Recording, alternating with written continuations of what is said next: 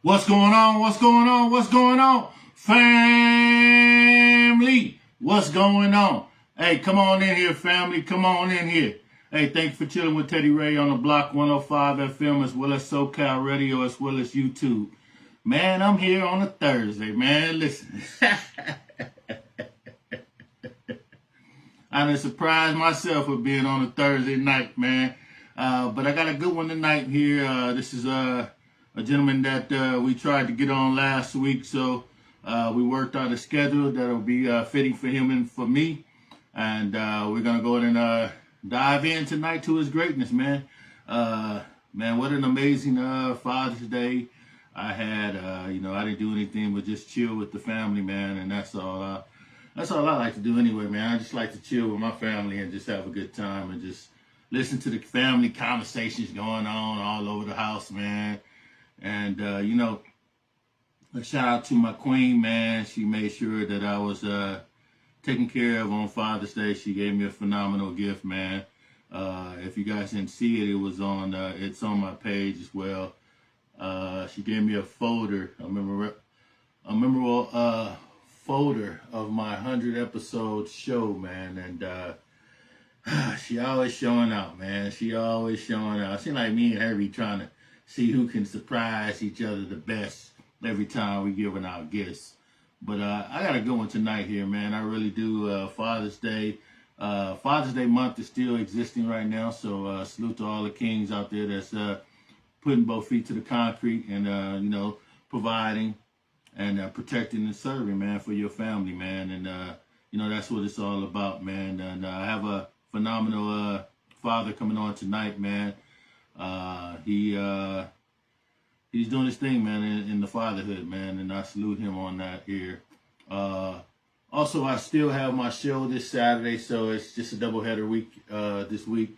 I have a show tonight, and then I have a show on my regular Saturday night, where I have the amazing Deacon Stanley Robinson, man. He has a phenomenal journey, man, so I can't wait to sit down with him on Saturday.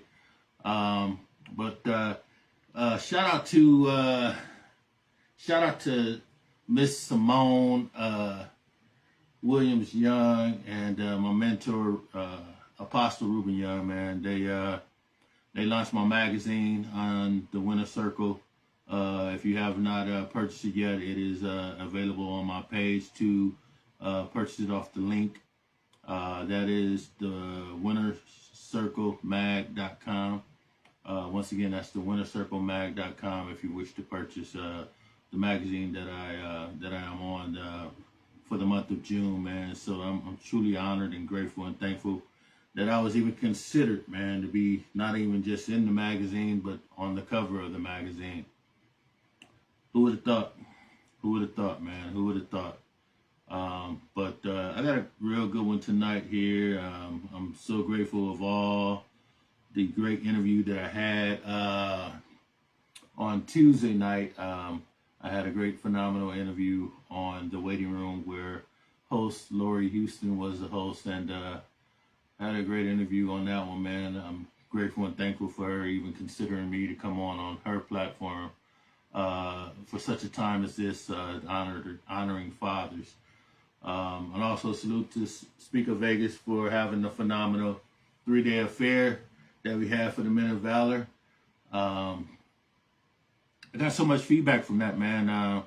The feedback don't want us to wait to make it an annual. They want it to be a year, maybe once a month thing. But I see you guests here. Let me see if I can get you on here. 1 second here, guests. 1 second here. 1 second here, guests.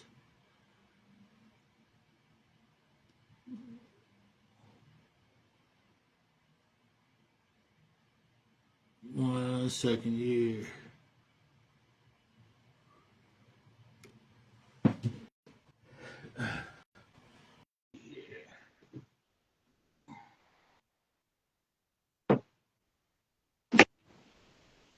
Are you on here? I'm here. What's going on? What's going on? What's going on, family? What's going on, man? How you doing, my brother? I'm doing good. I'm doing good. Thank you for having me on your show. Hey, And now, hey, uh, can you? I'm gonna be that brother man and help you out. Can you adjust your cameraman because you like half? It's just showing half the face. how's that? Perfect. There you go. Perfect. Right there. Right there. Right there. Well, first of all, while we're getting situated here, let me go ahead and give you a formal introduction, man. 1 second here. Let me go and give that to you, sir. Family, my guest tonight is from Los Angeles, California. He is a son, a father, a grandfather, a leader, a mentor, coach, author, entrepreneur, motivational speaker who specializes in biblical success principles. He is also the pastor of Holy Revival Church in Compton, California, which is motto is, "We are a small church with a huge vision." He is also the founder and CEO of J. Thomas Luxury Artwork, and he believes a story lives in the canvas. He is also the founder and CEO of Wisdom TV Network, where he gives inspirational messages that no matter what, trust in God. Family, I introduce you tonight, Pastor James Thomas Sr. How you doing tonight? Did I do you right? Yeah, you said a whole lot. I was beginning to wonder who you talking about.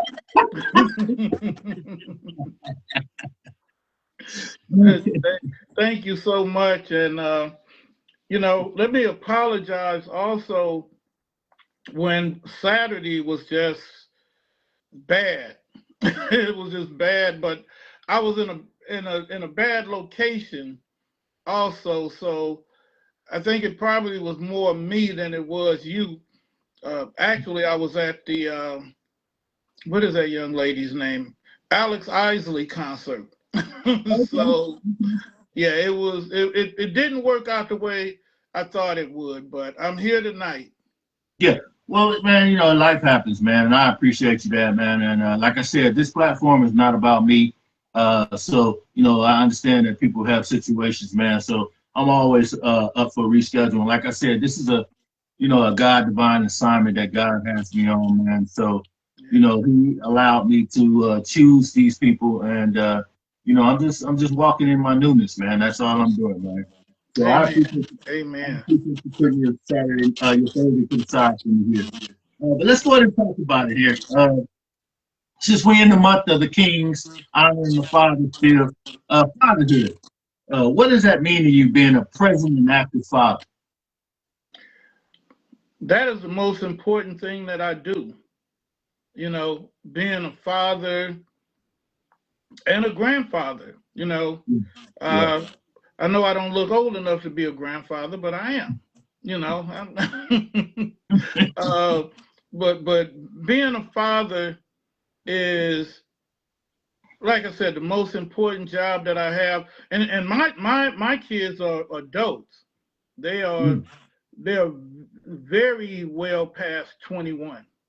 Uh, but I'm still their father.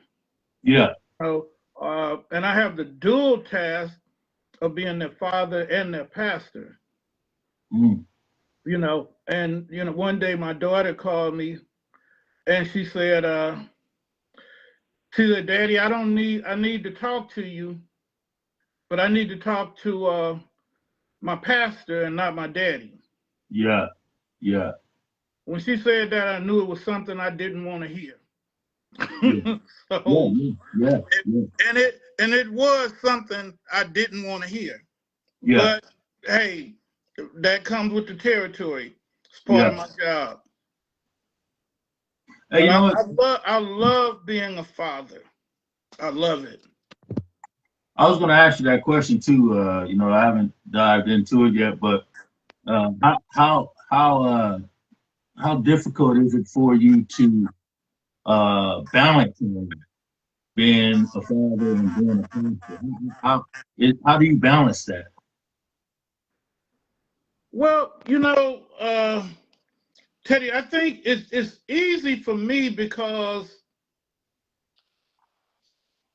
I I demanded respect from day one. So it's not unusual for, me to have to switch from pastor to father or father to pastor, and my kids still respect me. Yeah. I'll use one example. My son is, wow, how old is he? 43? 42 or 43? 43, I think. And he was arguing with somebody. I don't remember fully what it was, but I told him to shut up. And my grandsons were shocked because he did it. I'm like, James, I'm not going to tell you again. And he did it. And so, because of the foundation that has been laid, So I think your volume went out. how's that? There you go. Because the foundation that was laid from day one, it's not difficult for me to switch from father to pastor. I think my kids respect me as a pastor. This was kind of funny. And you really have to meet my son to understand that. I tell people, people always say pastors' kids are the worst kids or whatever. Or Yeah. some say they the best kids. I said the only time at least I know what my children are doing is when I'm looking at them. And then sometimes I don't believe it then, especially with my son. Because my son, you cannot be around my son and not laugh. Yeah. He's gonna have you laughing all the time. You don't believe me? Ask Pastor Lori. he's gonna have you laughing all the time. And so one day we were doing the food giveaway, and these two older ladies, he called me something. He said something. It wasn't pastor. And these ladies jumped on him. They got on his case. You don't talk to the pastor like that. You don't blah, blah, blah. And, and he didn't get disrespectful. He said, but wait a minute. That's my pop. I don't care. You still don't talk to the pastor like that. But, they going in on him. Yeah. And so he said, okay. And then he walked by me and he said, act like you God. But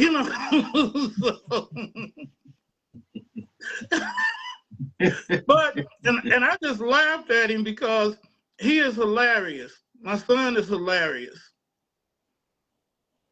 But it's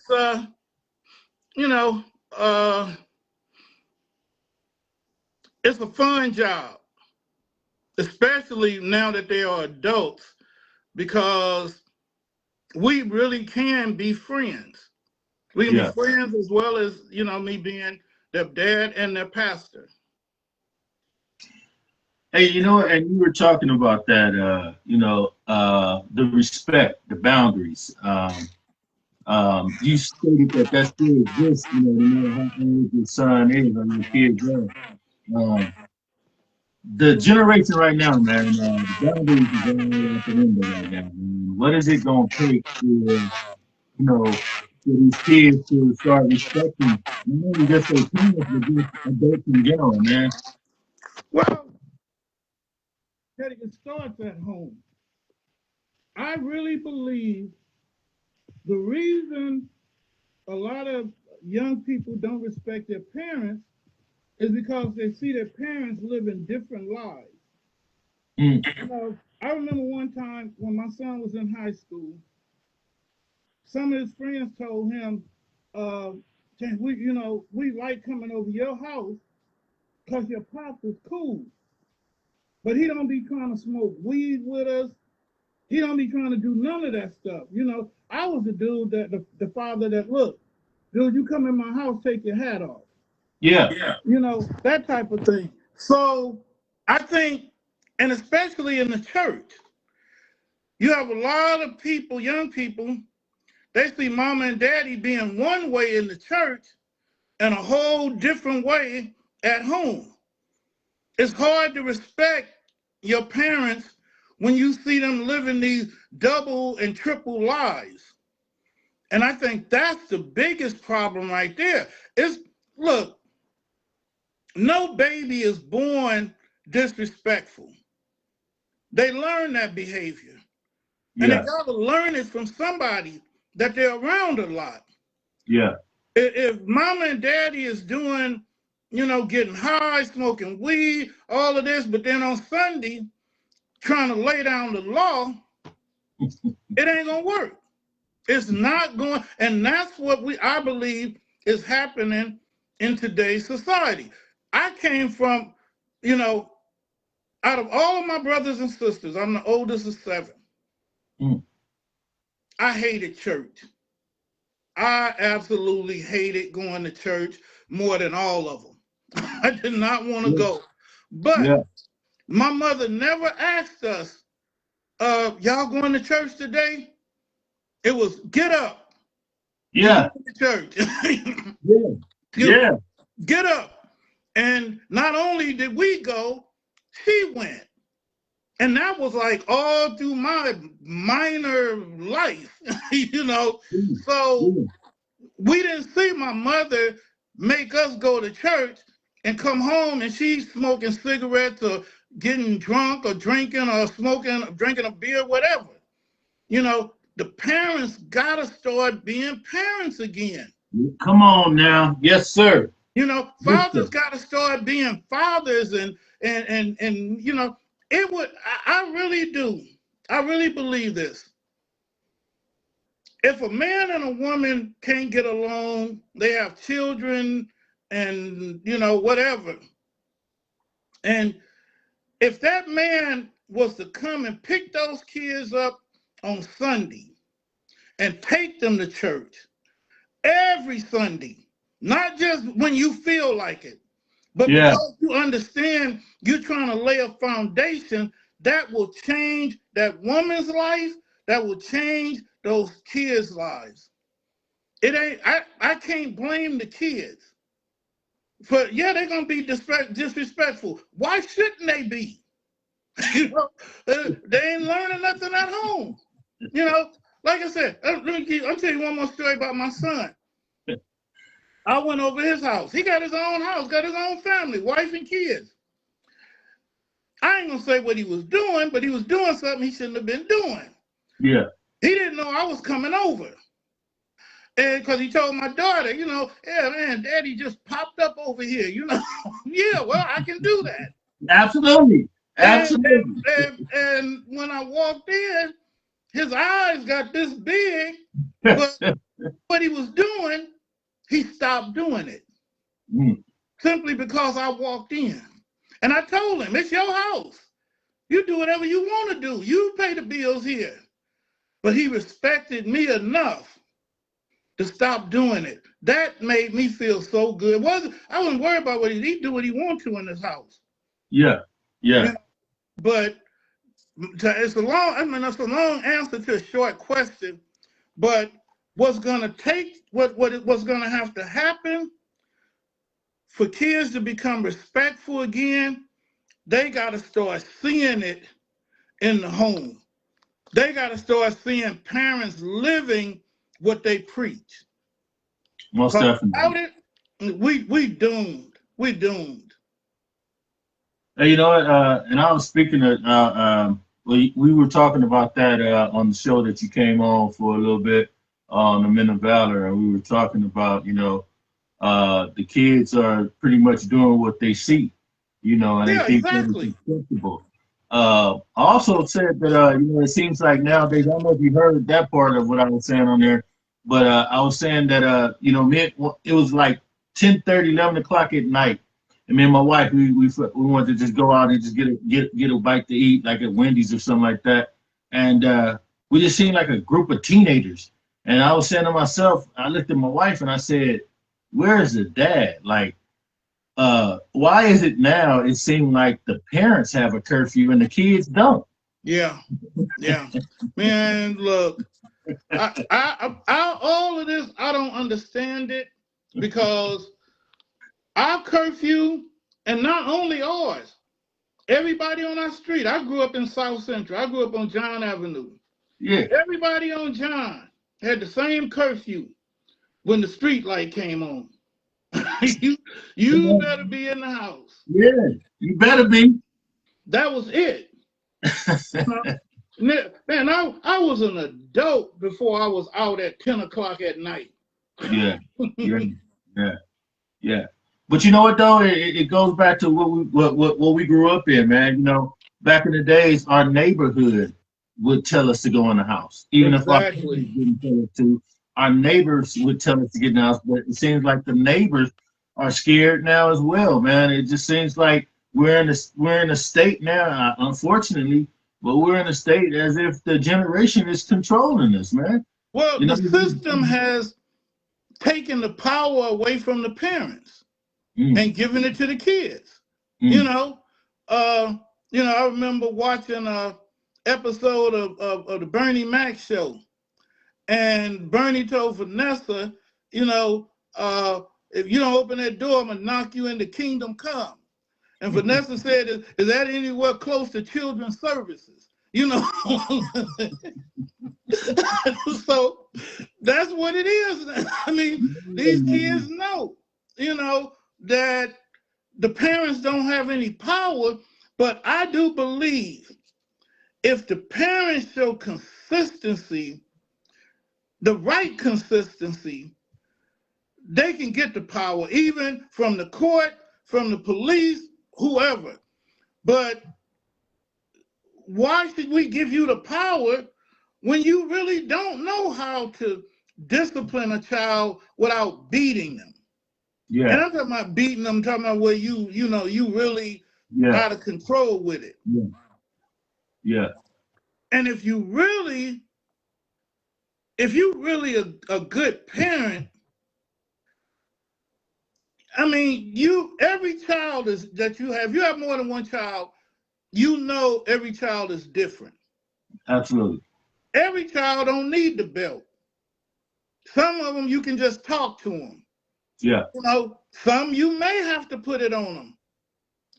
But it all comes down, that kid is only going to respect you as much as what they see.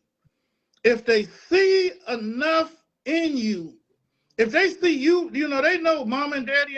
See, look, it was gangbangers and all of that in my neighborhood. None of them scared me more than my mama. 100%. None of them. I got a friend today, Smokey. Smokey ran the 8-9s and all of that. Yeah. And we were friends. I was more scared of my mother than I was of Smokey.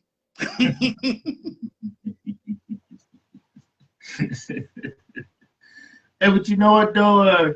While we on that topic though, man, why is it that Father's Day is not important anymore, man? Like how do we get that back? How do we get away from the symbolic look of slippers, robes, socks, ties?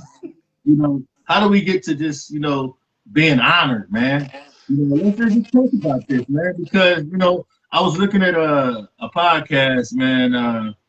I think it was the Pivot. That I watched a little bit of that with Ryan Clark, and one of the co-hosts was saying that it doesn't even exist, man. They don't even care about that. They need to take that holiday away because it doesn't even mean anything. It's not important to us. It's not important to the world. So I mean, how do you feel about that, man? Because to be perfectly honest with you, I do feel that's all it is about. It's about house shoes, ties, socks. It's not like they allow us a day to just go and do something, man. I think on that day, men should be able to just woosah, man. Just you know what I mean? Like, just don't bother me. Let me just do what I want to do for that day. Even I already know I'm getting just that day. So let me just go in and do whatever I choose to do on that day. Don't choose the day for us. Let us choose the day for ourselves. How do you feel about that? Well, let's look at it like this. There's no comparison between Mother's Day and Father's Day. There's absolutely no comparison. You go to the store on Mother's Day, you might be able to find a card somewhere, you know, on that day. Father's Day, you can find 1 million cards. You know, they it's like, man, did they just put them out today? but look at it like this. Most people feel like my mama earned this. She earned the right to be celebrated. Daddy didn't. Realistically, have you earned the right to be celebrated? Unfortunately, we're not going to be celebrated just because we're fathers. And there's too many fathers that have not stepped up to the plate. And unfortunately, with fathers, we kind of have to pay for each other. And what I mean by that, if you're a bad father and my son is friends with your kids, it's going to have a reflection on me, and I ain't got nothing to do with what you're doing in your house. Mm-hmm. Mm-hmm. We got what we have to do, and we do it. We don't have to do it for everybody. Just be a father to your children. Be a father to your kids and let them see what a man is in you. I'll tell you something. I was married for 32 years, and I've been divorced since 2013. Mm-hmm. I really did some soul searching after my divorce, because I want, who does that? Who's married 32 years and then get divorced? That doesn't even make sense. Yeah, man. Yeah. But what I did, I had to ask God to show me, what did I do? Show me my role, because it was easy pointing fingers at her. It was easy saying what she did. And I prayed a prayer, and I tell people, and I preach this message. I said, God, show me what's wrong with me. And I said, don't pray it if you don't mean it. Because he's going to show it to you. And he showed me some things about myself that I didn't even know. I didn't even realize. But one thing I learned as it equates to being a father, I didn't have my father in my life. So I was determined. My children were not going to feel the way, and I don't hate my father to this day. I don't have nothing against him. I'm with you. My children are not going to feel this way about me as their father. They're going to know what a father is. I was determined, Teddy. I was determined to be a great father. Come on, man. I was determined to be a great father. But where I messed up, I wasn't determined to be a great husband. Come on now. Yes, sir. See, you talking. I'm still a great father. Yeah. I was a good husband. Yeah. But if I had put the same energy into being a great husband, I may have still been married. But my goal, even going into the marriage, my kids ain't gonna never know what it feels like to suffer. Come on now. My kids ain't gonna, look, let me tell you something. Let me go back a little bit, Teddy. Yeah.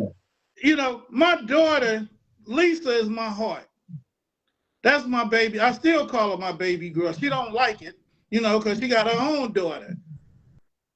Lisa, first Christmas, we were at Zodi's on Crenshaw and Century. Yeah. This was Lisa's first Christmas.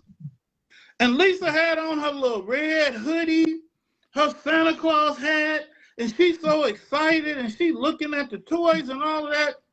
And this little Mexican boy came up behind her, grabbed her by her hoodie, and threw her face down on the ground. Mm-hmm.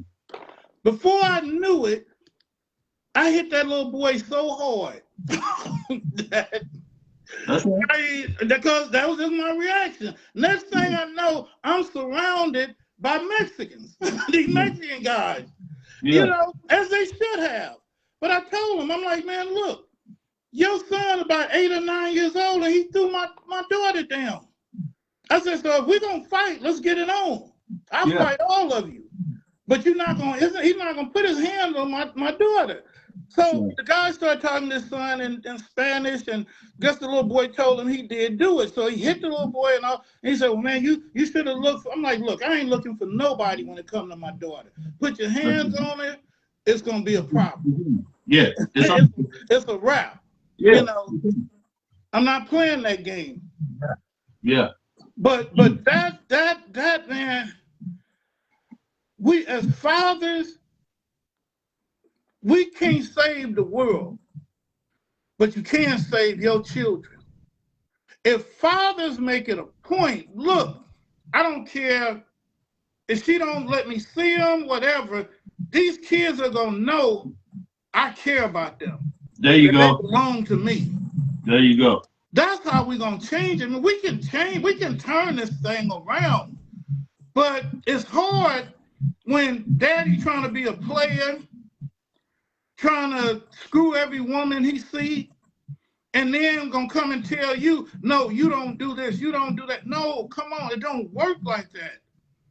You gotta be an example. If you ain't strong enough to be an example, at least don't let them see you doing it. You know, but you gotta be the example.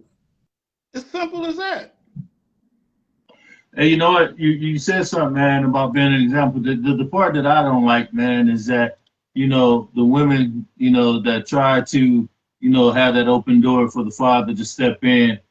And when they notice that the father, they keep trying, and even though he doesn't come through, they still keep that door open. But then they move on, and then they meet somebody, and then they marry this person. And now the original dad is mad because the man ain't trying to take your place. He just took your space. You know, if you upset him because your son is getting love from somebody that, you know, that's not biologically his, but you mad because he getting some love. And I hate that. I hate that part, man. I really do, man, because, you know, these babies, man, I mean, they didn't actually come in this world, man. We produced this baby together, man. And like I said, we need to get about that stigma of single parenting, because it didn't take a single parent to make that baby. So why is a single parent raising that baby? Well, you know? let me say this, Teddy, and I'm probably gonna upset some of your female audience right now because I am the hardest person on men who don't handle their responsibilities. There is no mercy. I'm not God. I don't think that I know that there is no reason for a man not to take care of his children. 100%. Whether he's in the house with them or not, there's no reason. But I will say this, we can't put it all on the men. Because there's somebody raising these sorry boys to be men. And that's women. That don't let the men off the hook. But a woman, you gotta find some man somewhere. I don't care if it's a pastor. There you go. Come on. Somebody, you gotta find a man to be a influence, especially in a boy, in that young person's life, because, you know, to say that, well, it's hard for a woman to raise a boy to be a man. My mother raised 4 of us. You know, I do what I do. My brother is a retired chief of police, USC and UCLA. My brother David runs a surgery center at UCLA Santa Monica. My youngest brother passed away. He was a barber. Anytime somebody asks my mother, how did your boys come out the way they did? Her answer was always the same. She said, I asked God to help me raise my boys. You know, but at the same time, guess what? I had my Uncle Rick. There you I had go. my Uncle Eddie. There you I go. had my grandfather, There you go. grandpa, granddaddy, you know, had them that was still a part of my life. You know, even though mom's was the major influence, these men, you know, my Uncle Eddie picked us up and, you know, to play Little League Baseball. You know, you gotta do, see, this is what I think a lot of people, men and women, don't understand. When you have children, that's a responsibility given to you by God. Come on now. Yeah. So that means that now, the difference with, I see with mothers, say like mothers that were, when I was growing up now, my mother didn't have men running in and out of the house. I never saw my mother drink anything. My mother's number one priority was her children. And you don't see a lot of that no more. Mama and dad, mama and daughter going to the club together. What kind of nonsense is that? Come on, man. You know, that's ridiculous. And you wondering why, you know, you're a grandmother at 40. Yeah, come on. Yeah. No, you know, we got to take accountability and understand that, look, God gave me these children. So you know what that means? My partying days are over. You know, I can't be hanging out at the club. You know, I can't be smoking weed with my kids. Because guess what? God is going to hold me accountable for what I do with these kids. Because they didn't ask to come here. You know. Nah, you dead on. You dead on, man. I talked about that too as well, man. You know, a lot of these you know, single parents is trying to be, you know, more into being a kid's best friend. Yeah. You know, and I said, you know, I said this, and me and my queen, we can attest to this. I don't want my kids to feel comfortable in the house. Because when they feel comfortable in the house, they feel they can do and say whatever they want to say and do whatever they want to do. I don't want you to feel comfortable. As long as you're up under my house, you're not gonna be comfortable. I could be, ain't gonna be no shutting no doors, ain't gonna be none of that, man. I'm walking into the door, I'm not knocking. I'm walking in that door. You want to change clothes? That's what you got the bathroom for. I'm in the room. I'm not knocking. I'm not saying, can I come in? I'm not doing none of that. I had a rule. Don't be in your bedroom with the doors closed. So one day I came home and my daughter and her boyfriend were in the bedroom with the door closed. Now they wasn't doing, I don't believe they were doing anything. I mean, he's now her husband, but you know, that was my rule. And so I opened the door and I said, Lisa, didn't I tell you this door ain't supposed to be closed? Well, Daddy, we ain't doing nothing. And, you know, and he's sitting there with a smirk on his face. So he had this brand new truck and it was parked in my driveway. And I said, oh, you think this is funny, huh? So I kept a bat in the hall closet. So I went and got my bat. And I told him, I'm about to beat the hell out of that truck. And he asked my daughter, is your daddy serious? And my daughter told, you better go move your truck if you want it. And he ran and moved his truck. You know, another time, my daughter went to the one of the dances at the school. She come to me, she said, Daddy, I gotta tell you something. We just got our pictures and the guy coming over to get his picture. So, okay. She said, Daddy, I didn't even know it, but his hand was on my butt when we took the picture. So, well, let me see the picture. You know, I'm a fair man, you know. So I said, okay, the boy coming over to get the picture. He said, yeah, he's on his way now. So he came over and he said, Mr. Thomas, you know, Lisa told me about the picture and I just want to let you know, I apologize. I didn't even know my hand was right there. And I mean, like I wasn't a teenager before, but anyway. And I said, you know what, man? I said, okay, come here. I want to talk. I want to show you something. So I come in the kitchen. So he come in the kitchen. I said, things happen, man. I get it. I understand it. I'm a fair man. So put your hand on the counter. And he looking at me now. He don't know what's about to happen. Put his hand on the counter. I pulled this meat cleaver out of the drawer. And I slammed it on the counter next to his hand. I said, the next time you put your hand on my daughter's butt, I ain't going to miss your hand. So, needless to say, Lisa said the boy went to school telling everybody Lisa daddy crazy and I don't want to talk to Lisa no more and all of that. But guess what? I got my respect from everybody. That's right. Hey, I don't care nothing about you. You can call me a crazy father. I'd rather you call me a crazy father than call me pastor. Hey, you know what? And I love how you stand on business with the fatherhood, man. I saw something that you did on Father's Day, man. Talk about that, man, because I thought that was very impactful. Talk about how the event turned out and what was your purpose for doing that. You had that Father's Day service in the park, man. Talk about that, man. Well, it didn't turn out, Teddy, because they were testing a sprinkler system at the park. Oh, I thought and everything was soaked. We at the last minute had to come to the church.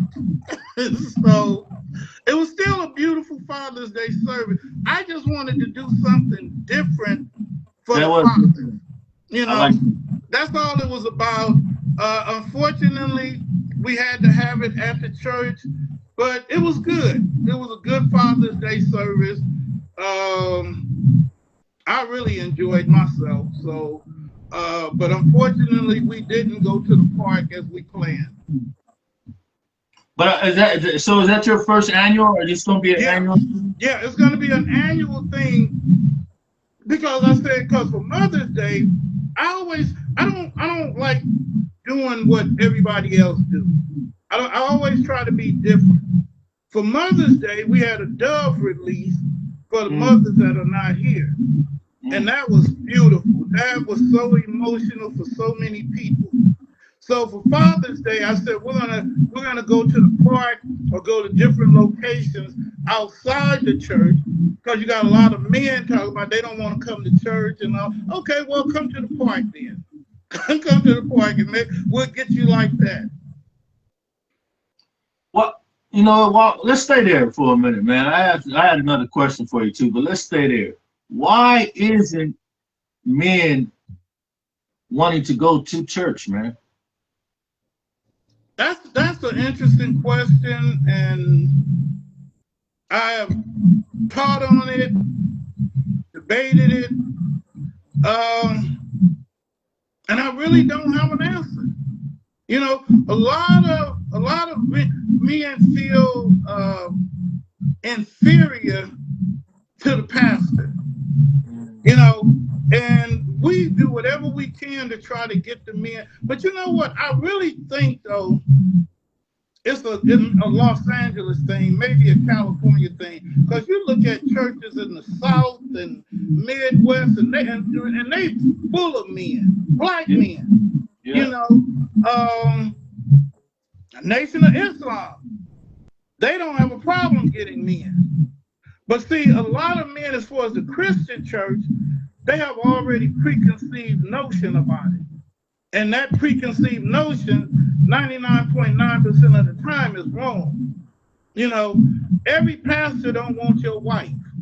We ain't getting rich off the tithes and the offering. Man,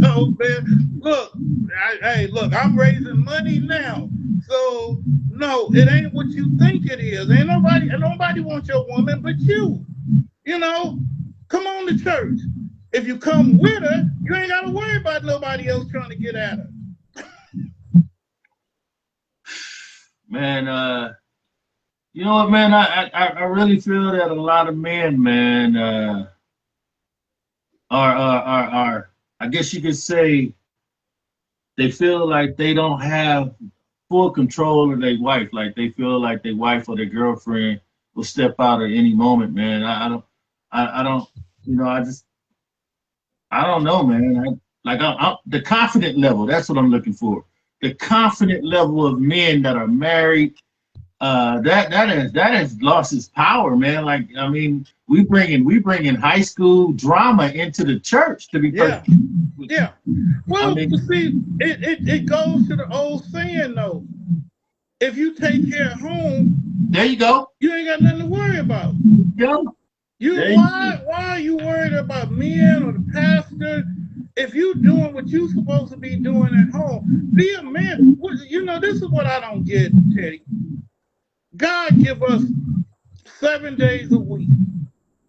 You mean you can't give that 2 hours on Sunday that you would spend with your wife, your woman, your girl, your boo, your babe, whoever she is at church? The impact that's going to have on her towards you is immeasurable. If she's a halfway decent woman, her respect for you is going to go through the roof. There you go. But now she got to come home and watch you playing video games or watching football or whatever you doing. And then you wondering why, and she didn't just listen to this man fill her up with all kind of positive information. Yeah. You wondering why she looking at you funny. She should be looking at you funny. I mean, I don't believe in pulling punches with people. It's because the solution is real simple. Dude, get up and go with your family. There you go. Period. There you go. That's going to change the respect that they all have for you overnight. My daddy went to church with us.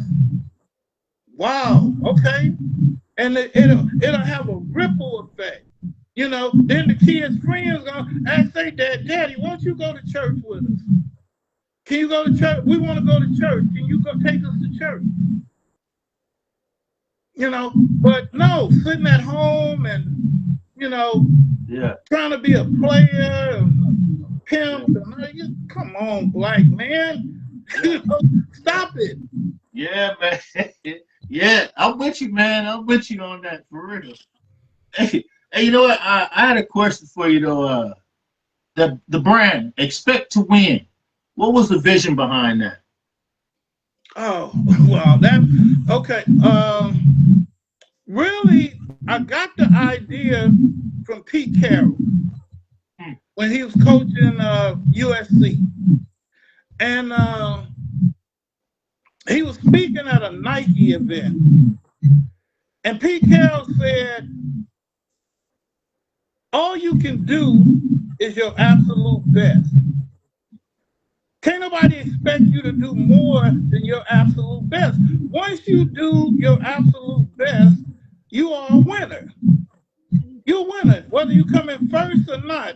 As long as you know you left it all out on the court. And I'm sorry I'm moving my phone because I'm having to hold it. But you okay?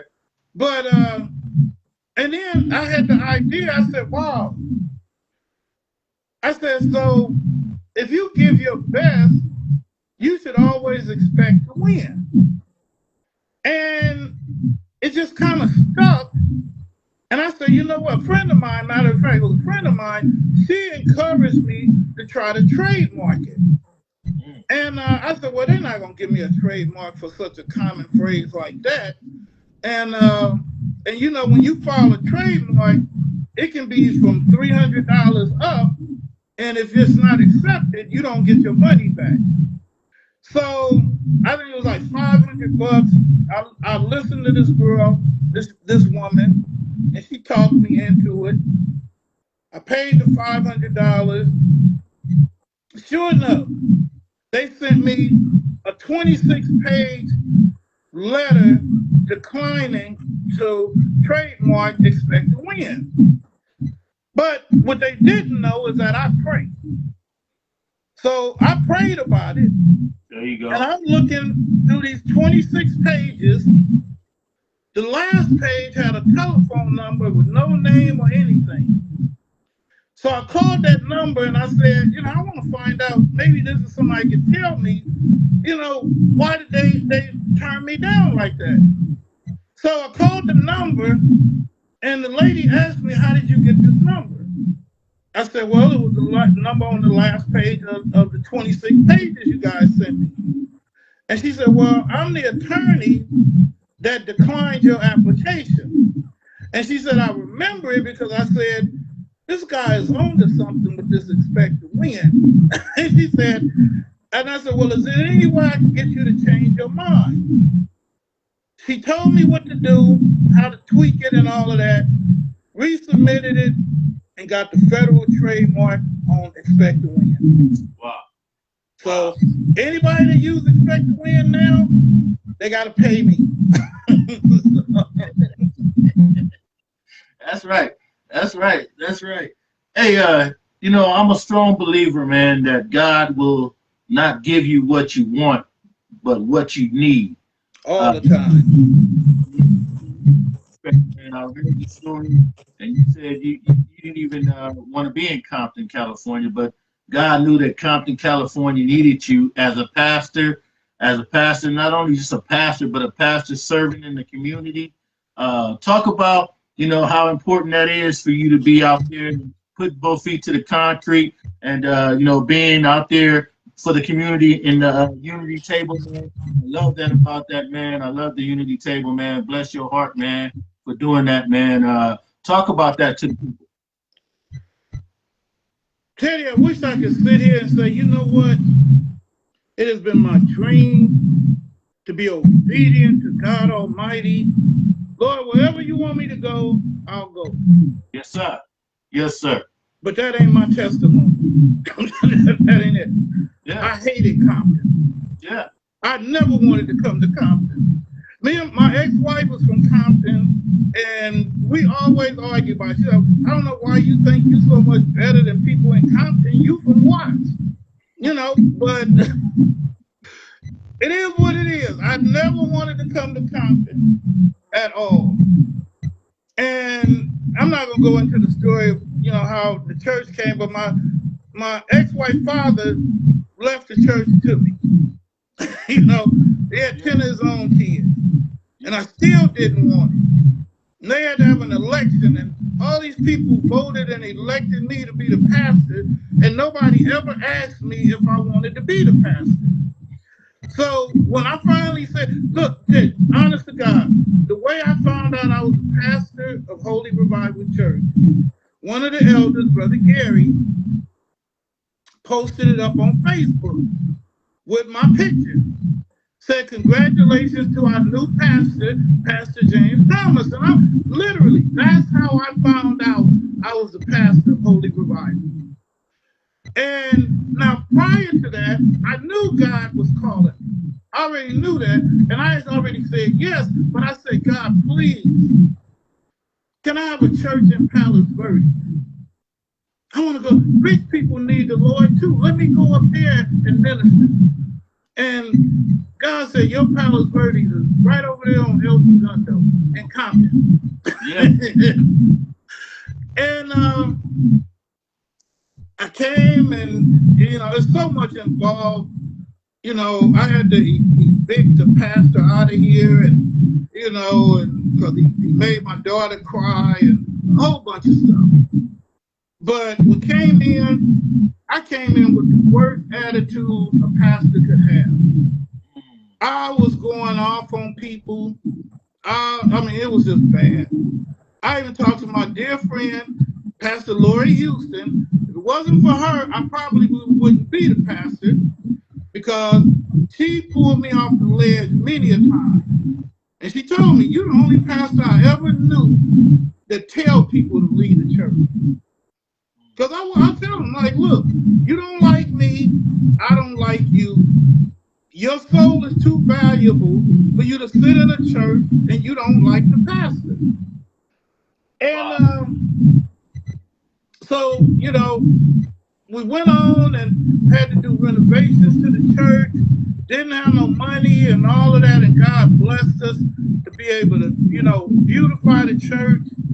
And God said, he spoke to me and said, Holy Revival is going to be a community church. I said, okay, God, the community is Hispanic. Ain't a lot of black people over here, and I said, God, I don't speak Spanish. And this guy, he said, he put it on my heart. He opened the door for us to start the Unity Table, the food distribution ministry, where we give boxes of food. We give out steaks. We give out chicken. We give out ground beef. We give out vegetables. We give out juice. Water. People leave with at least $100 worth of groceries. And the majority of the people are Hispanic.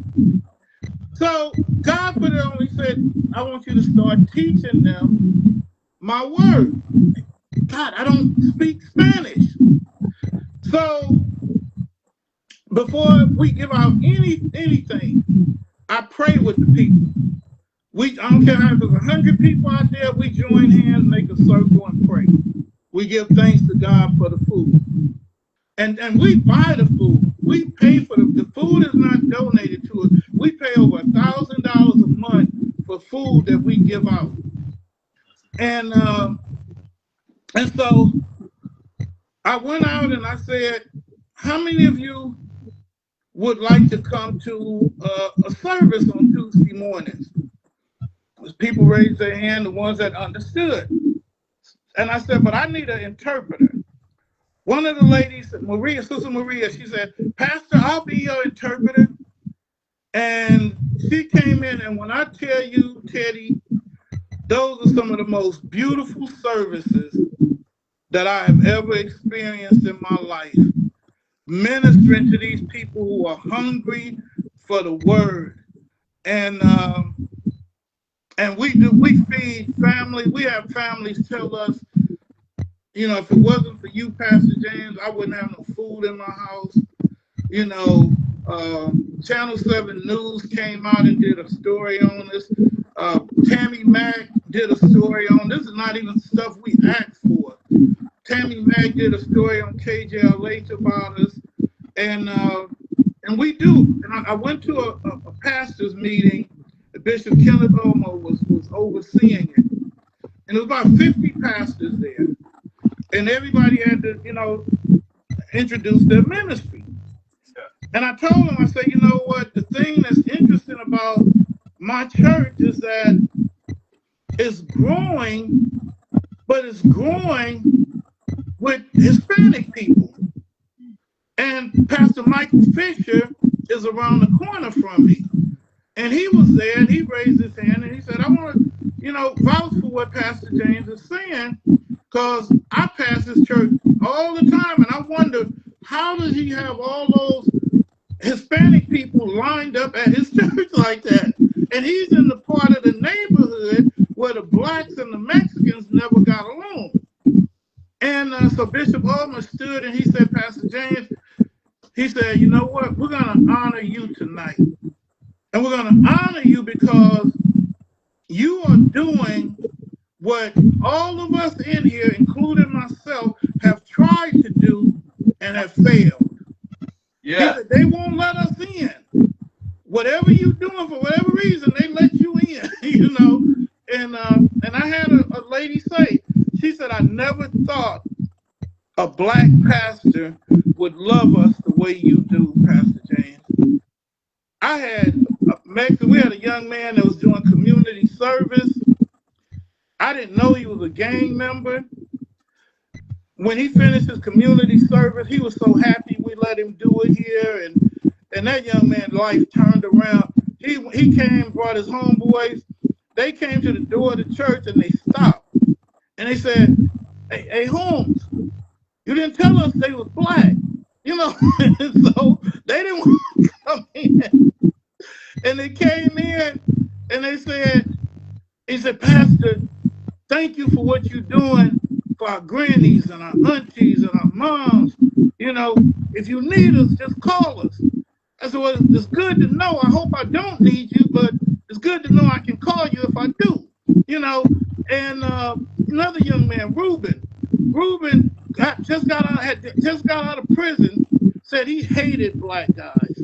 He hated his grandmother was coming down here. She was a double amputee, and so he would bring her down here, and we started to talk to him and love on him. And Reuben came and said, Pastor, can I talk to you? And he said, can you pray for me to get a job? I need a job. And I said, Reuben, I will, but you got to get them tattoos off your face. You scaring people. You were looking intimidating with them tattoos on your face. You get those tattoos off your face, God will bless you with a job. He went and did it, Teddy. Reuben, he said, man, it hurt, Pastor, and now he's working with Homeboy Industries out in, God is doing something here with us in this community that's unbelievable. We've had ICE agents, we had ICE parked directly across the street from the church, and they were watching us. They was watching, and the people were scared. And I told them, they're not going to do anything. Don't worry about it. They're not. And they did. They sat there. They've been down the street. They know what we got going on here, but they never came and interfered at not one time. So the unity table, my vision for the unity table is that holy revival can be the bridge between the Hispanic and black people in Compton. Man, that's awesome, man. I said before, man, when God elevates you, man, he makes your uncomfortability comfortable, man. Yeah. So, what he was doing, he had you on a divine assignment in Compton, California, because he knew that you would share and spread the word that God doesn't see color, he sees the heart. Exactly. And that's the message I try to preach anyway, that, God don't care you gay, straight, black, white, Mexican. God is looking at your heart. Yes, sir. And if he can change your heart, if you give him an opportunity to change your heart, he'll change you as a person. But God is looking for, he's looking for sincere lesbians, gay men, gang members, prostitutes. You may be doing what you do on the outside, but if you just let him touch your heart, let him. I had a young lady come into church, and she told me, she said, Pastor, she said, I've always heard people say, if you go into heaven, you know you're going to heaven. And she said, I don't know if I'm going to heaven because I lived a gay lifestyle. And she started crying, and she said, Pastor James, am I going to hell? And I told her, I said, young lady, I need you to look me in the eye. I'm going to tell you something. I said, I can't tell you whether you're going to heaven or hell. That's not my job. My job is to teach and preach the word of God. I said, but because she stopped me and she said, I know it's not right, Pastor James. I want to be a wife one day. I want to have kids. I want to have a family. And I know I can't if I keep living this life. And I said, well, what you need to do is invite Jesus Christ into your heart. Yes, sir. And when you do that, he will begin to change everything about you don't like, and everything about you he don't like. Yeah. I said, so we prayed right then and there. And I told her, and that young lady, I didn't know women could hug you that hard. That girl put me in a bear hug, I couldn't even move, and I told her, I said, you know what? If you die tonight, you going to heaven. She had the biggest smile on her face. She really, that was a big deal for her. I don't know what that young lady, I don't know where she is, but I do believe, I did what I was supposed to do. I'm not God. I can't tell nobody whether they're going to heaven or hell. But that young lady, I believe she accepted Christ, and he's going to change her heart to be what he wants her to be. And that's because you're out there serving, man. You're committed to serving. And, when you're out there committed to serving, you stand on God's word when it says, if I can just touch one. Yeah, that's it. That's it. I'm not trying to build a mega church. I preach. We have a daily ministry, the 7 a.m. prayer movement. I have preached every day on the 7 a.m. prayer movement since October 1st, 2013. More than 4,500 and something consecutive days. So I'm just trying to touch one person at a time. That's right. it. We have people. We have had. I don't know if you remember Cliff Winston that was on KJLA. Cliff Winston was one of the most popular DJs in California, maybe in the nation. Cliff Winston was on the 7 a.m. prayer movement line the day he passed away. He was one of the people calling in, listening to the messages every day. God is just really, he used this dude from South Central LA that hated Compton, and now I'm here all the time. Yeah. You know what? And I know that, I could just only imagine, how our pastor works, man. And I do understand that, not only as a pastor, but as a man, you need your time, man. And I noticed that, you gravitate to the beach, man, to get your peace, man. How important is it in general, man, to have a safe place where they can woosah with that, man? You have to. I cannot do what I do without it. I tell people when I go to the beach, I feel like God is hugging me. And I don't tell nobody what beach I go to because I don't want nobody popping up. No, I have a friend that but other than that, I don't need nobody else knowing what beach I go to. And you ain't gonna never guess which one it is. But you gotta find something. For me, it's the beach, and for somebody else, it may be video games. I don't know. But for me, going to the beach is almost like going to heaven. Because and what I started doing, we have a YouTube channel, and I started making these 1-minute prayer videos. So I go out there and I get footage and all of that, and that has taken in 2 or 3 months our subscribers from 400 to almost 900 subscribers with those 1-minute prayers. And the majority of it is from footage I shoot at the beach. Wow. Yeah, and I asked that question. A lot of believers believe that, pastors are not human. Like they don't have that time away from church where they can just be them, So Yeah. You do that, and you also talk about where, I know you have another safe place, man, where I said in your introduction that, that there's a story on the campus. Talk about the founder of J. Thomas Luxury Artwork. You have some right now, man. You can definitely show some on the show, man. But I've seen some myself. Like that one where you did about, I believe it was with the Temptations, I believe, and you about a song about them.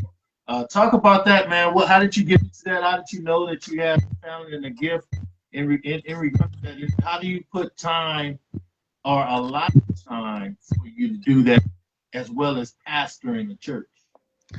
Well, once again, same friend that told me to trademark Expect to Win in 2016, my younger brother was murdered, and she encouraged me to start painting to kind of help me deal with it. I had no idea I could paint. I had absolutely no idea. Didn't want to do it. Wasn't interested in art whatsoever. And she just kept pushing and pushing and pushing. And I asked her, I said, if I try this, will you leave me alone? Will you stop talking to me about this painting crap? I don't want to do it. She said, yeah, if you try it, I'll leave you alone with it. So she said, come on, we're gonna go to Michael's. And I'm like, Michael's? All I know about Michael's is white women shop there. That was it. I ain't know a black man even went in Michael's. And the first time we went in there, I was like, Jesus Christ, what you getting me into? And so we went back to our house, and I said, it's okay, but I'm not really feeling it, you know. And so I went home. Now I love music. I love all kind of music. I love watching musicians. I love seeing, it's amazing to me that, people can play instruments and sing, and that stuff it gets me. And so I went home and I said, let me say this also, because let me finish my story. I went home and I said, I want to try something. So I put on some headphones and I said, whatever the music makes me feel, that's what I'm going to create. I'm not going to even think about it. I'm just going to do it. And when I did that, I was hooked. I was like, wow, okay, this is helping me. And I started, and I created a painting, and I posted it up on LinkedIn. And these two ladies started bidding for it. I never created that. I never painted to sell them. I never even thought about it. And so one of the ladies asked, how much could she buy that painting for? I just said the first thing that popped in my head. I said $500. She said, can I pay you in 2 payments? This is like 2 weeks after I started painting. People say, it takes at least 10 years for you to sell your first painting. Well, somebody should have told me that, because I didn't know. This lady sent half the money in. She was in South Carolina, and she sent the other. I shipped the painting to her. She loved it, and I've created so many paintings. And if I was at home, because let me see, the painting behind me, that's one of my paintings. Yeah, I was looking at that. Yeah, that's one. Let me see. This is, if I can show that one. That's another one. That's in my office. Let me see. Let me go on here. I got a few more. I can show those. Wow, it's dark. Okay, let me turn the light on. But I love painting now, and I paint to all kind of music, every kind of music, and then I wear shirts of musical artists that I like. And last night I had on a Bob Marley shirt doing Bible study, and somebody said I was going to hell. I was a fake preacher. So it is what it is. This is one of my paintings, and I have a few more over here. And you don't mind after the show put in how they can if they want to, if you have some. Well, if anybody would like to commission me for a painting, my paintings start at $500 on up to $25,000. And if you would like to commission me for a painting, and if you mention Teddy, I'll give you a discount.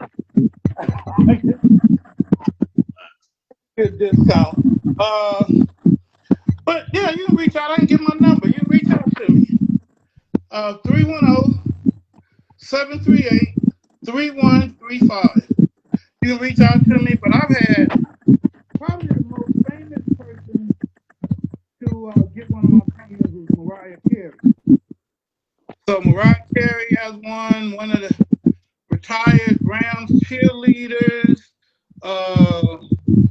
Judge Kevin Fowler at Compton Superior Court.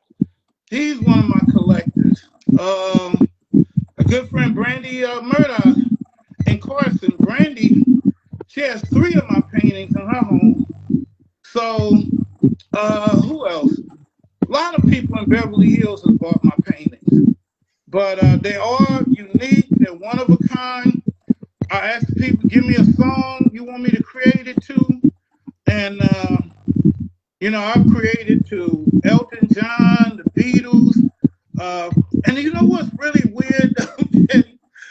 It took a long time before I could paint to gospel songs because I would get so emotional and I would have to stop.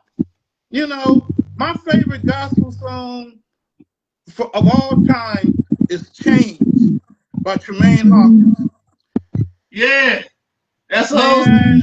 I still have a hard time painting to that song.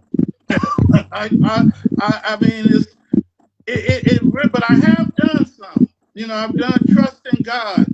That was one of the paintings I was out there in the church. So I can create a painting, and you say, how do I make time? My painting hours are usually between 2 a.m. and 5 a.m. So that's when I paint.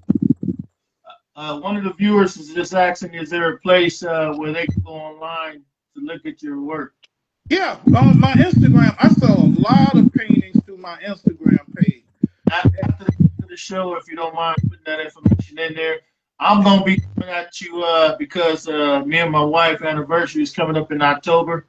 And we got a song that we want you to write, do a paint work for us for our anniversary. We're going to put it up in the house, man. Okay, you got it. You got it. I have the biggest painting I've created, and I have one in my house. It's 5 foot by 6 foot, and but that is a beautiful painting. Yeah. And I have people all over the country that have bought my paintings. But I have to admit, I have a cousin. She fusses at me all the time. Like, James, you gotta sell those paintings. It's like they like your children. You don't want to get rid of them. But I have some beautiful paintings. If I was at home, I could show you guys a lot more. But yeah. I'm sorry. It's J Thomas Luxury. J Thomas Luxury on Instagram, Facebook, X. J Thomas Luxury. The Instagram page, you can see all of it, and the J Thomas Luxury YouTube channel. Yeah. And if you go there, please subscribe to the channel. But you can see my paintings there, but definitely on my Instagram page. So if someone wanted to have you at and this me asking, but I'm just saying if someone. Okay. Was to have a main event, man, and I would like you to draw a couple paintings there. How long would that you do? A couple hours, or like you be doing the drawing while we're doing the event, and then after you're done with the drawing, you can sell it. Well, one, I don't know how to draw. I have no talent for drawing whatsoever. My ex-wife, when she first saw my painting, she was like, dude, you don't even know how to draw. Where did all of this painting come from? So I'm completely an abstract artist. I did a show in Norwalk, and I did something for the first time. I told the people I'm going to create an abstract painting blindfolded without a brush. Perfect. And I did it, and I thought it was going to take 5 minutes.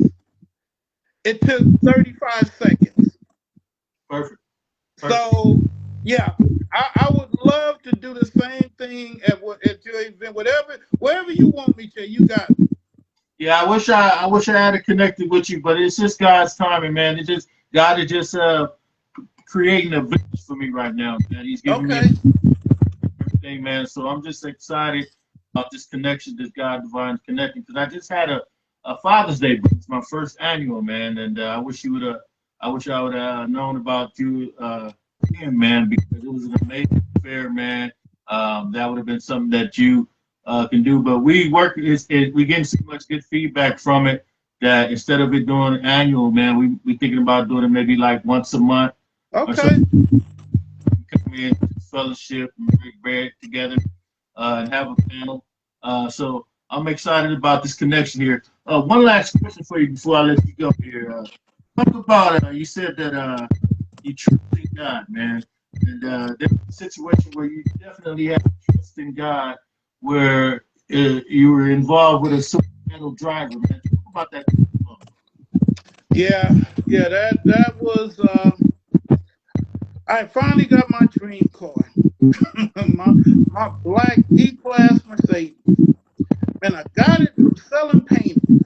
The church didn't buy it. I got it from selling paintings. And this guy, yeah, I was making a left turn, a block past San Pedro and El Segundo, and I didn't know what happened. I eased out into the traffic, and I was going west. Next thing I know, my car was facing east, and it was so many police and fire and ambulance and they were told fatality. And so I'm calling people. I couldn't get nobody, so I called my ex-wife and I asked her, could she please come down and take care of my car? Somebody just hit me. Well, first the sheriff knocked on my window and asked me if I could walk. And I said, yeah. I mean, why wouldn't I be able to walk? And she said, well, you were involved in an accident. And I said, what? And so she asked me to get out of the car, and I see my car is just gone. It's just gone. So when my ex-wife got there, and she was talking to the guy, and she told him, she said, you know, that's a pastor you hit. And he started telling her how he was in a dark place. He was trying to take his life. It was just crazy. I'm like, so you got to take me with you because you're trying to take your life? And so they asked me if I wanted to go to the hospital. I didn't know. I couldn't even answer them right away. I didn't really understand what was going on. So they took me over to Martin Luther King Hospital. And let me say this about Martin Luther King Hospital. They have a negative reputation. Them people ran every test on me imaginable. they took good care of me. They kept me overnight. And Teddy, the only thing that was wrong with me, I had a scratch on my foot. And you talking about somebody was thankful to God, because 2 days later, I had to eulogize my nephew, thank you, Lord, at my old church, Academy Cathedral. Over 500 people was at his funeral, and I had to eulogize his funeral just 2 days after being in this horrific accident. And I stood there. I wasn't in pain. I haven't had to take no pain pills. The only time I'm in pain is when I look at pictures of my car. That's the only thing that hurt me. But hey, I can get another car, but I can't get another body. But God, and you know what, Teddy, I don't know if it's the way the Mercedes is made or if it was my guardian angel. I do remember when that car hit me, I felt like somebody with big muscles had their arms wrapped around me that I couldn't move in that seat. And I was strapped in, and I mean they told me. They were told it's a possible fatality. That's why all of that law enforcement came out like that. But thank God. Hey, God. I'm still here. I'm still here. Thank you, Lord. God, that was rough. It was rough, and and then had to go utilize my nephew, which was actually my ex-wife's nephew, but he was still my nephew, and it was a beautiful service.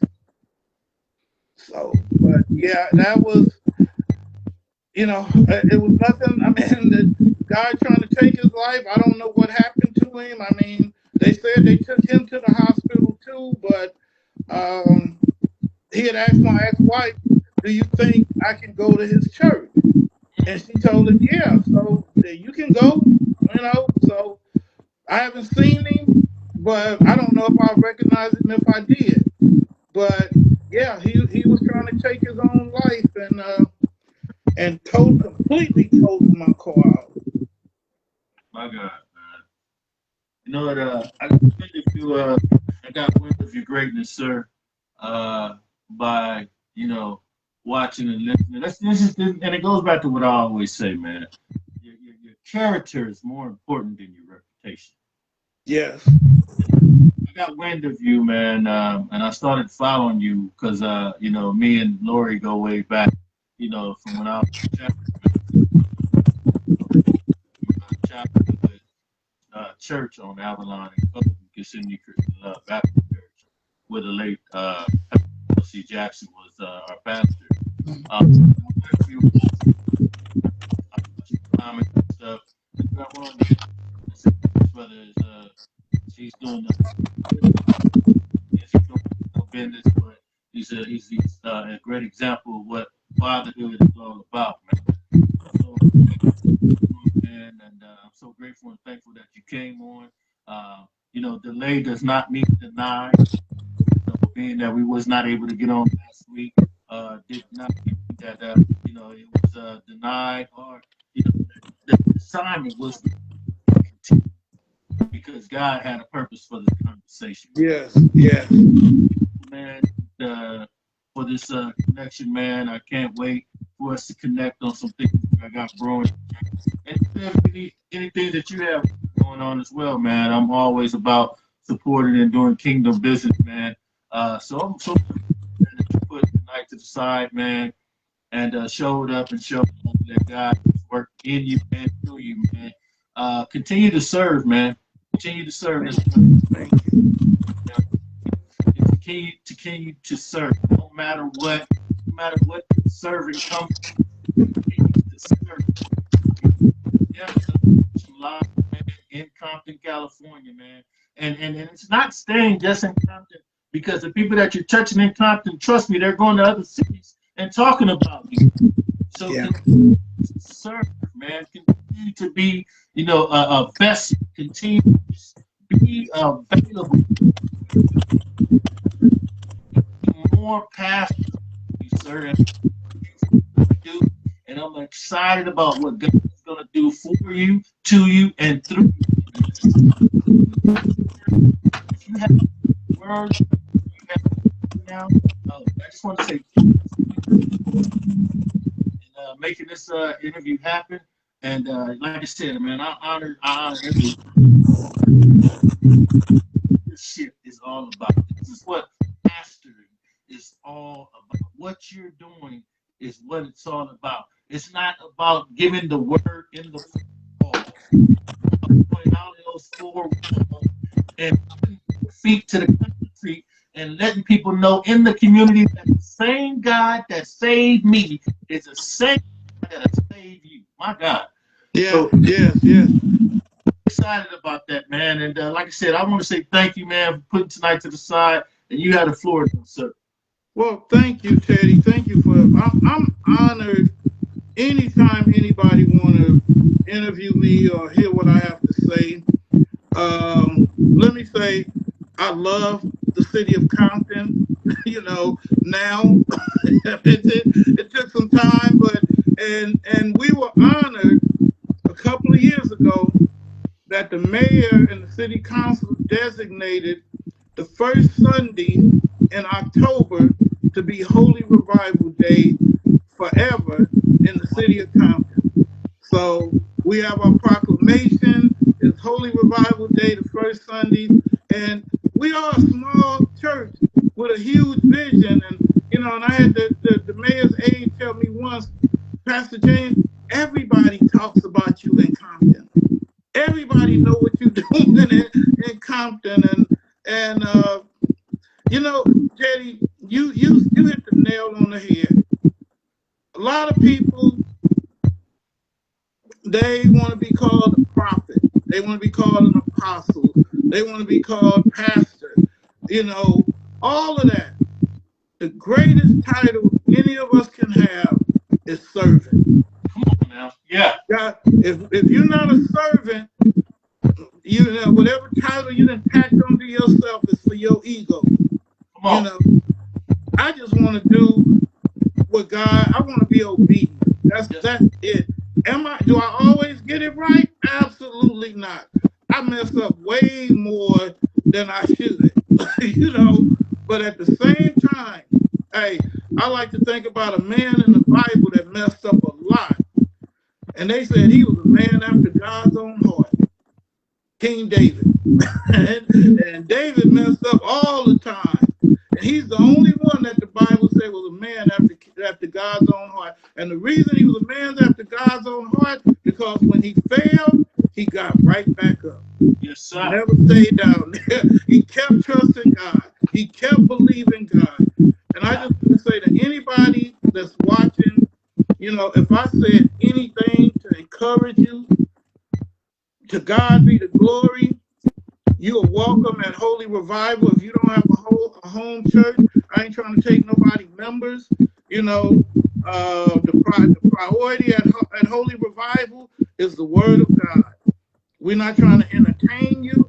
I don't preach feel-good messages, but I guarantee you, when you walk out that door, you're going to know what the pastor preached.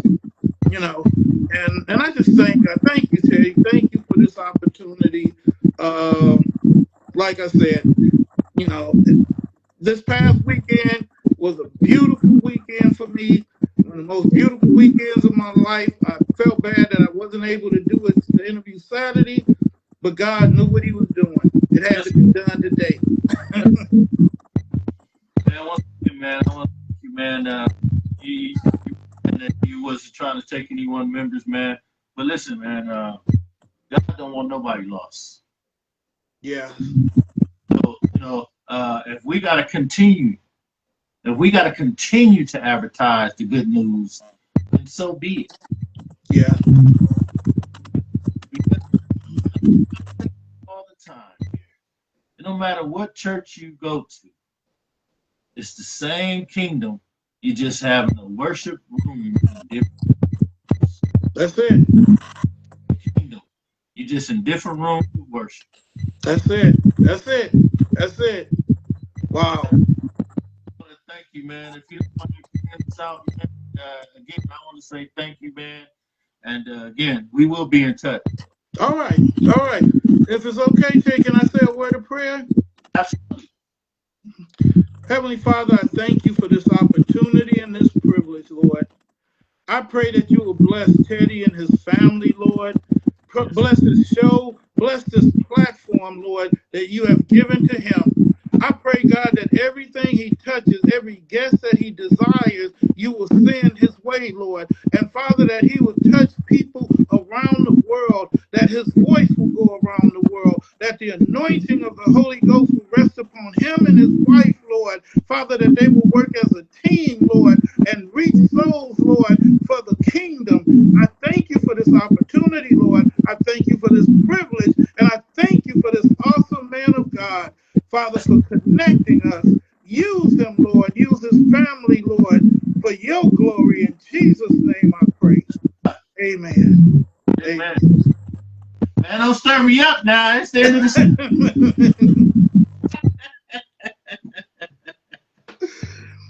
Appreciate you again, man. We will be in touch, though, definitely. All right. Thank you, sir. All right. You be blessed.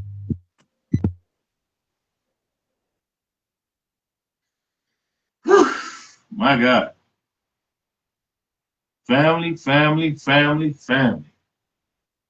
What a great show, man. What a great show tonight. What a great show. Man, shout out to my special guest, Pastor James Thomas Sr., man, for blessing me and blessing the family members tonight, man. That gentleman is committed to serving, man. I love when I run across mighty men of God that are just sold out for God, man, and just sold out to spread the good news. And that's what he is doing, is spreading the good news in his community, not just in the four walls of worship, but in the community. And I'm so ever grateful and thankful for him for doing that, as well as God is pleased for his work. I am sure on that great day that Pastor James Thomas will hear, "Job well done, my good and faithful servant," man. So shout out to my guest tonight, man, Pastor James Thomas Sr., for blessing me and blessing the family members. Great show, man. Great show. You said something that I didn't want the family members to miss. Trust in God. Continue to trust in God. No matter what. No matter the circumstances. Trust in God. He stated in his word he would never leave us nor forsake us. And he also stated in his word that he would never put too much on us that we couldn't bear. So trust in God, man. Trust in God. I will see you guys on Saturday night at 7 p.m. Well, my guest will be Deacon Stanley Robinson at 7 p.m. here on Chill with Teddy Ray at 7 p.m. But trust in God, man. Trust in God. I trust in God. I trust in God. I've trusted in so many other worldly things in my life. Why not trust in God now? Those worldly things doesn't give me the joy that God gives me, man. So I trust in God, man. I trust in God. Thank you for hanging out tonight with a family member. Until Saturday night. Family. God bless.